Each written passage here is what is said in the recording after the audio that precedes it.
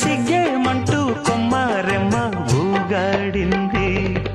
చిట్టి గుమ్మ పదవే రెండు రెక్కలు కట్టుకుందా, వెండి మబ్బు ఒడిలో ముద్దు ముచ్చటలాడుకుందా, చిరుగాలై కొండ కోనల్లోన తేలి చిరునవ్వై పూల గుండెల్లోన దాగాలి.